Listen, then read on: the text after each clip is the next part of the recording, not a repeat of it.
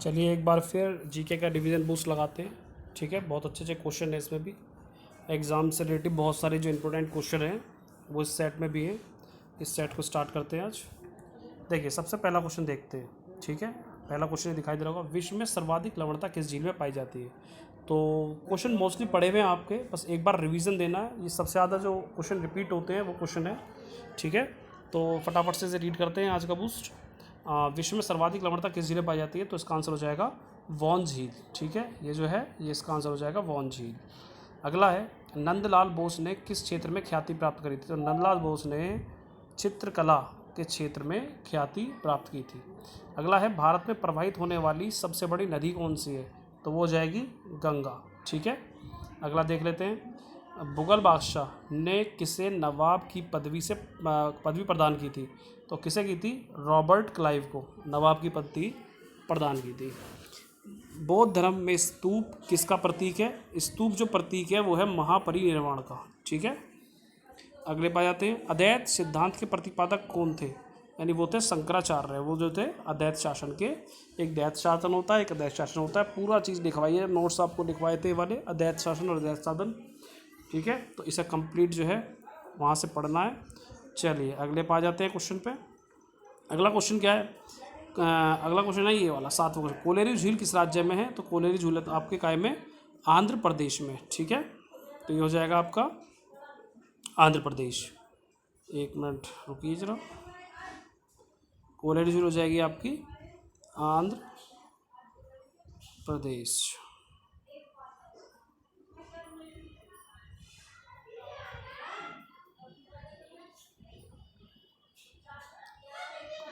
ठीक है, चलिए स्टार्ट करते हैं। कोलेरी झील हो जाएगी आंध्र प्रदेश में। इसके बाद, भारतीय संविधान द्वारा भारतीय नागरिकों को कितने मौलिक अधिकार प्रदान किए गए हैं। तो 7 मौलिक अधिकार प्रदान किए गए हैं। पता है आपको, मुगलों ने नवरोज का त्यौहार कहाँ से पाया था, ये कहा था पारसियों से। ठीक है, मुगलों ने जो नवरोज का त्यौहार पाया था, ये कहाँ से पाया था, ये पाया था पारसियों से। चलिए आगे आ जाते हैं। लिंगराज मंदिर की नींव किसने डाली थी, ये डाली थी केसरी जी ने। लिंगराज मंदिर की नींव केसरी जी ने डाली थी। परमाणु शक्ति संयंत्र किस सिद्धांत पर काम करता है, तो वो करता है नाभिकीय विखंडन पर। परमाणु सिद्धांत जो होता है वो काय पे करता है, नाभिकीय विखंडन पर। ठीक है, और क्वेश्चन ये भी आ जाता है कि परमाणु बम किस पर काम करता है, तो भी नाभिकीय विखंडन होगा, लेकिन अगर हाइड्रोजन बम आ गया तो नाभिकीय संलयन होगा। चलिए, फ्रांस की बोर्डो बंदरगाह किस नदी के तट पर है, तो ये है गेरून तट पर। फतेहपुर सीकरी किस राज्य में है, ये उत्तर प्रदेश में, आप सभी जानते होंगे। प्रख्यात सांस्कृतिक केंद्र भारत भवन कहाँ पर स्थित है, भोपाल में स्थित है। चलिए, प्रसिद्ध जंग मंदिर कहाँ पर है, तो ये है राजस्थान में। शिवाजी के राजनीतिक गुरु और संरक्षक कौन थे, कोणदेव थे। नोट्स का क्वेश्चन है आपके। ठीक है, अगले पे आते हैं, प्रख्यात बोरोबुदुर का बौद्ध स्तूप कहाँ स्थित है, तो ये कहाँ पर है, ये है जावा में। भारतीय खनन विश्वविद्यालय ISM कहाँ पर स्थित है, यह है धनबाद में। भारत की सबसे अधिक नौगम्य 2 नदियाँ कौन सी हैं, यानी कि नौगम्य का मतलब है जहाँ पर सबसे ज़्यादा पानी रहता है। ठीक है, नाव के हिसाब से भी नौगम्य कहते हैं, नाव और धारा के अनुसार, तो वो हो जाएगा तुम्हारा गंगा और ब्रह्मपुत्र। रेलवे बजट को सामान्य बजट किस वर्ष से रेलवे बजट को सामान्य बजट से किस वर्ष अलग किया गया था। सबसे पहले 1924 में से अलग करा गया था, फिर ये जॉइंट हो गया था। ठीक है, कांग्रेस के शासन में, फिर दोबारा से भी अलग करा गया है, कब, 2017 में आई थिंक दोबारा से इसे अलग कर दिया गया है। एक बार कंफर्म कर लेना, 17 वैसे शायद मेरे ख्याल से 17 ही है इसका। 17 13 17 है या 16 है शायद। चलिए, मुगल काल में किस भाषा को रेख्ता कहा जाता है, तो वो कहा जाता है उर्दू को। अशोक के शिलालेखों की खोज, अशोक के शिलालेखों की लिपि कैसी होती है, वो होती है ब्राह्मी लिपि। ठीक है, रेनल जलधारा किस महासागर की जलधारा है, ये है आपकी अटलांटिक महासागर की रेनल जलधारा। अम्लीय घोल का pH, यानी कैल्सी का समान है, जो अम्लीय घोल होता है उसका pH मान क्या होता है। देखो pH मान क्या होता है, 7 पे पॉइंट होता है, जो मेन पॉइंट होता है 7 पे चीज़ उदासीन होती है, यानी कि उसमें कोई भी एक्टिविटी नहीं होती। ठीक, और अगर 7 से नीचे किसी का पीएच मान है तो वो हो जाएगा एसिड यानी कि अम्ल, और अगर किसी का 7 से ऊपर पीएच मान है तो वो क्या हो जाएगा बेस यानी कि क्षार। तो उनने पूछा है अम्ल क्या होता है, तो जिसका पीएच मान 7 से कम होगा वो हो जाएगा अम्ल। ठीक है, अगले पास जाते हैं। अगला कौन सा है, क्वेश्चन नंबर 25। दूरदर्शन द्वारा प्रायोजित प्रथम धारावाहिक कौन सा था, तो वो था हम लोग। सबसे पहला धारावाहिक था दूरदर्शन का। भारत में एसटीडी की सेवा की शुरुआत कब करी गई थी, 1960 में की गई थी। अच्छी तरीके से इसे कंफर्म कर लेना। चूलिया जलप्रपात किस नदी पर है, चंबल नदी पर है। ठीक है, किसके समय में कंधार हमेशा के लिए मुगलों के हाथ से निकल गया, तो वो जहांगीर का टाइम था, जिस टाइम पे कंधार जो था वो हारा गया था, मुगलों के हाथ से निकल गया था। अंधा युग के लेखक कौन है, धर्मवीर भारती हैं, बहुत अच्छी बुक का नाम दिया है। ठीक है, रेडियो में SW से क्या तात्पर्य है, तो रेडियो में SW से क्या तात्पर्य है, SW का मतलब होता है शॉर्ट वेव यानी कि छोटी तरंगे में कहते हैं क्या, SW यानी कि शॉर्ट वेव। ये रेडियो में इंडिकेशन के लिए होती है। उज्जैन किस नदी के किनारे है, सबको पता होगा शिप्रा नदी। ठीक, आगे पाते हैं। Question number 32। भारतीय नागरिकों के लिए एक समान सिविल संहिता प्राप्त कराने की बात किस अनुच्छेद में की गई है, एक समान संहिता वो कही गई है अनुच्छेद नंबर 44। ठीक है, यानी कि एक समान सिविल संहिता का मतलब है न्यायालय में सबको समान जो है क्या न्याय मिलेगा। ठीक है, तो वो किस में है, अनुच्छेद 44 में। विश्व वयस्क दिवस 18 नवंबर।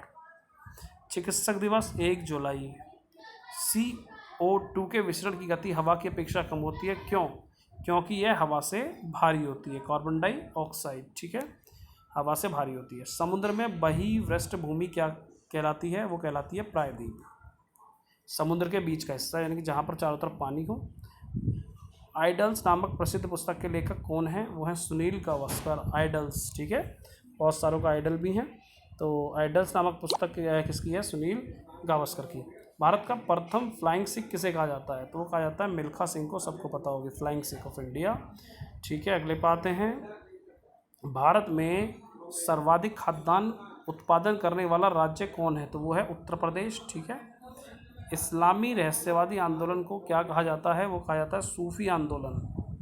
ठीक है, इस्लामी आंदोलन कहा जाता है सूफी आंदोलन जो होता है। इसे स्टार्ट इस्लामिक आंदोलन के तौर पर ही इसकी करी गई थी, सूफी आंदोलन की। किसने कहा था, दिल्ली अभी दूर है, ये कहा था निजामुद्दीन औलिया ने। ठीक है, और दिल्ली चलो का नारा किसने दिया था, सुभाष चंद्र बोस ने। हीराकुंड बांध कहाँ पर है, महानदी पर है, उड़ीसा में।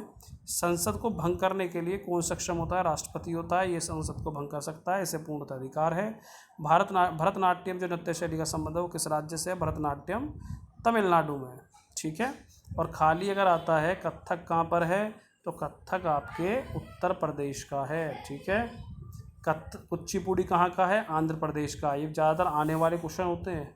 ठीक है, चलिए, लोक नृत्य करने वाले को क्या कहा जाता है, लोक नर्तक। ठीक है, आगे आते हैं। Question number 46। जॉर्डन और इजराइल के मध्य कौन सा सागर है, तो वो है मृत सागर। इंपॉर्टेंट क्वेश्चन है, क्वेश्चन ऐसा आता है कि मृत सागर किन के बीच है, तो जॉर्डन और इजराइल के मध्य है।